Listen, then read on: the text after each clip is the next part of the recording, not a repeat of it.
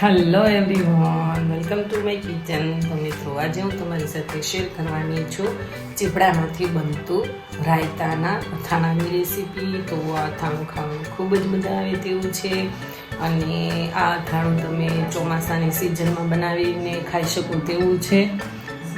એકદમ સરસ ટેસ્ટી છે. તો મિત્રો, આ રેસીપી એન્ડ સુધી જરૂરથી જોજો, સ્કીપ બિલકુલ પણ નહીં કરતા. અને મિત્રો, મારી ચેનલમાં હજી સુધી તમે નવા હોય તો મારી ચેનલ લાઈક કરજો, શેર કરજો, સબસ્ક્રાઈબ કરજો અને મારા આવા જ નવા વિડીયોને જોવા માટે બેલ આઇકન બટનને પ્રેસ કરજો, જેથી કરીને તમને મારા નવા વિડીયોની નોટિફિકેશન સૌથી પહેલાં મળે. તો ચાલો બનાવવાનું સ્ટાર્ટ કરીએ. તો તમે જોઈ શકો છો કે મેં આ ચીપડા લીધા છે મોટા. તો આનું આપણે રાયતું બનાવીશું. તો હવે તેને પહેલાં આપણે કટિંગ કરી લઈશું. આ રીતના ઉપરનો ભાગ પહેલાં કાઢી લઈશું, પછી પાછળનો ભાગ આ રીતના કાઢી લેવાનો. પછી એક મોટું બાઉલ લઈશું અને તેમાં જે ચીબડું છે તેને કટિંગ. ઠીક છે. તો આ રીતના પહેલાં આપણે 3 ભાગ કરી લઈશું.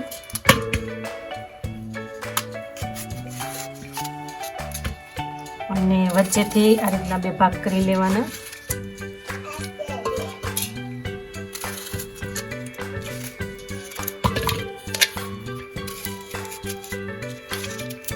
આ રીતના પછી એના આપણે 3 ભાગ કરી લઈશું હજી, એટલે લાંબી લાંબી સ્લાઇડ જેવું થઈ જાય. થોડાક આપણે જાડા જ રાખીશું, કેમ કે સુકાઈ જાય પછી એકદમ નાની એવી શીર જેવું થઈ જાય, એટલે 3 ભાગ જ કરીશું.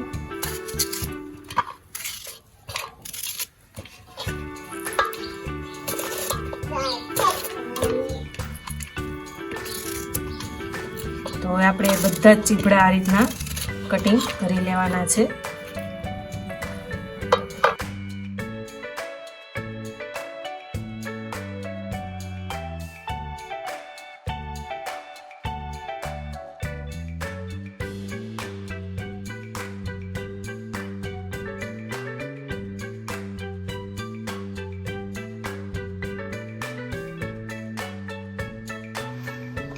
તો આ રીતના આપણે જે શીરું છે તેની મેં આ રીતના કટિંગ કરી લીધી છે.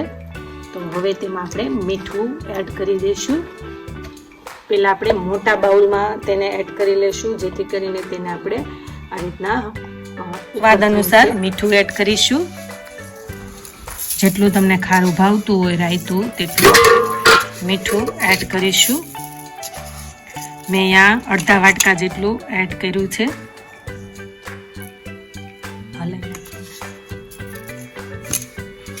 હવે આ રીતે આપણે મિક્સ કરી લઈશું.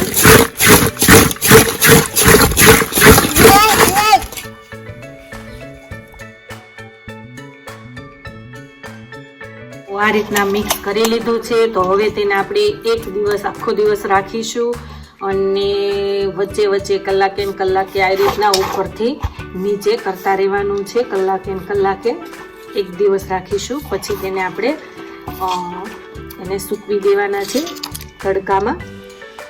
એ ના કટિંગ કરી અને મીઠું એડ કર્યું છે, તો આપણે કાલ સવારે તેને સૂકવી દઈશું. ત્યાં સુધી વચ્ચે વચ્ચે આખો દિવસ તેને હલાવતા રહેવાનું છે. તો તમે જોઈ શકો છો કે આપણો રાયતાનો 1 દિવસ થઈ ગયો છે અને આપણે એને સતત હલાવતા રહ્યા છીએ. અને આ રીતના આવી જે શીરું છે તે સરસ થઈ ગઈ છે. તો તેને આપણે એક બાઉલમાં ટ્રાન્સફર કરી લઈશું, એટલે જે બધી જે શીરું છે તે એકદમ કોરી થઈ જાય.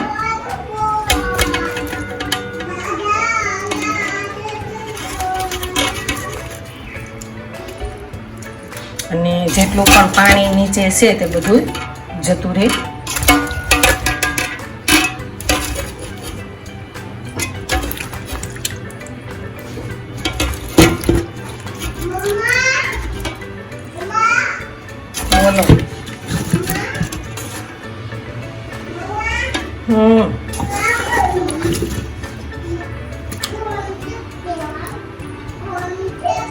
છે નીતરી ગયો છે અને હવે તેને આપણે 1 કલાક સુધી આ રીતના બહાર મૂકી દઈશું.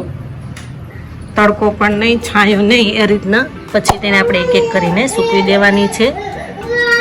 તો હવે આપણે 1 કલાક જેવું થઈ ગયું છે. તો આ બધી શીરુને આપણે આ રીતના એક એક મૂકી દઈશું તડકામાં. કોટનનું કપડું કે પ્લાસ્ટિકનું ગમે તે તમે લઈ શકો. તો આ રીતના આપણે બધી જ જે ચીભડાની જે શીર છે તેને આ રીતના મૂકી દેવાની. આપણે તડકામાં તેને સૂકવી દેવાની છે.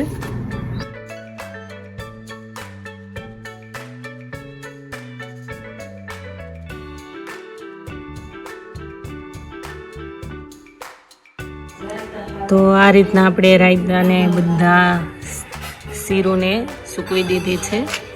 તો હવે તેને આપણે 2 દિવસ સુધી સુકાવા દઈશું તડકા અને છાયામાં.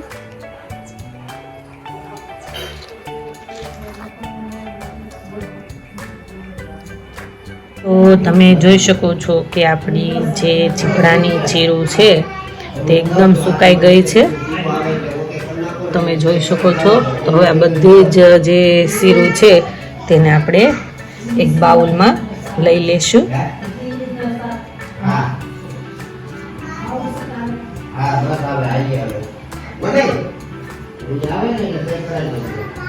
બધી જ આપણે બાઉલમાં લઈ લઈશું. અહીંયા મેં રાઈના કુરિયા લીધા છે 50 ગ્રામ જેટલા. તો તેને આપણે આમાંથી થોડાક જ આપણે લઈશું અને તેને ખાયણીમાં ખાંડી લેવાના છે.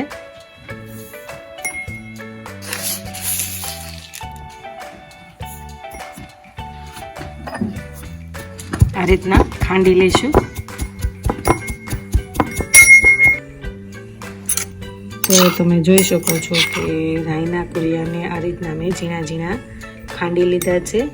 તો તેને પહેલાં આપણે એક બાઉલમાં ટ્રાન્સફર કરી લઈશું. હવે આપણે છાશ નાખીશું. જો પાણી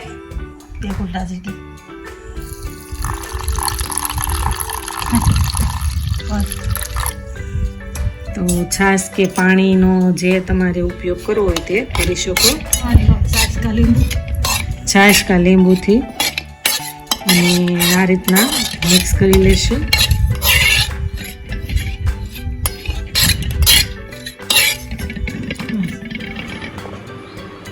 તો 1/2 ટીસ્પૂન હળદર નાખીશું.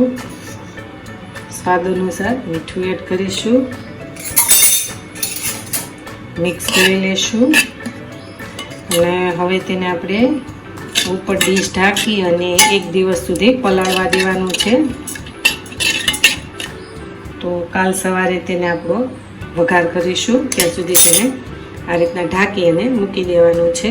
તો તમે જોઈ શકો છો કે આપણા રાઈના કુરિયા છે તે એકદમ સરસ પલળી ગયા છે અને 1 દિવસ જેવું થઈ ગયું છે. તો આનું આપણે હવે વઘાર કરી લઈશું.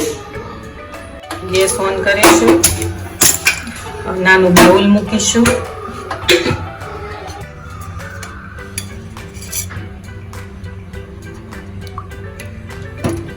બે ટેબલથી વધારે આપણે ટોટલ 3 ટેબલસ્પૂન જેટલું આપણે તેલ એડ કરીશું. હવે આપણું તેલ આવી ગયું છે. તો 1/2 ટીસ્પૂન હિંગ એડ કરીશું. રાઈ એડ કરીશું. જીરું એડ કરીશું. ગેસ ઓફ કરી દઈશું. અને હવે વઘાર છે તે આપણે આમાં એડ કરી દઈશું.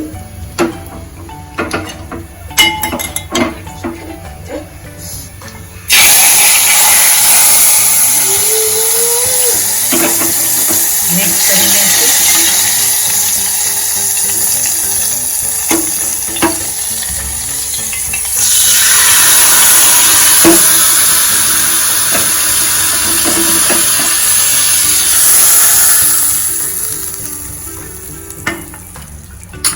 તો રાઈના કુરિયાનો આપણે વઘાર કરી લીધો છે. તો હવે આપણા જે ચીભડાની જે શીરું છે સુકાઈ જાય પછી તેમાં આપણે એડ કરીશું. તો આજે આપણે રાઈના કુરિયા વઘારેલા છે તે આપણે આ રાયતામાં એડ કરી દઈશું.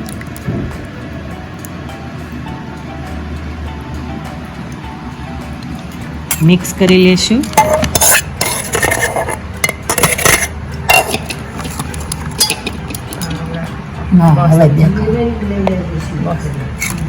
તો આ રીતના મિક્સ કરી લેશું.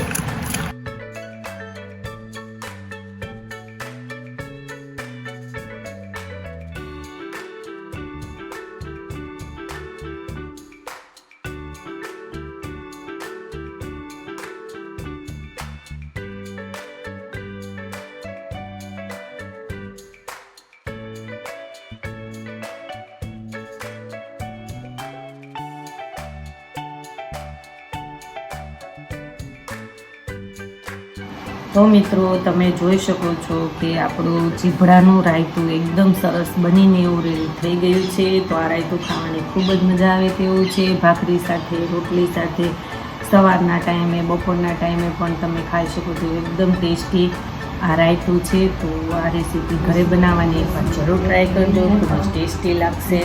અને મિત્રો હવે આપણે નવા વિડીયો સાથે ફરી મળીશું. Thank you for watching. By.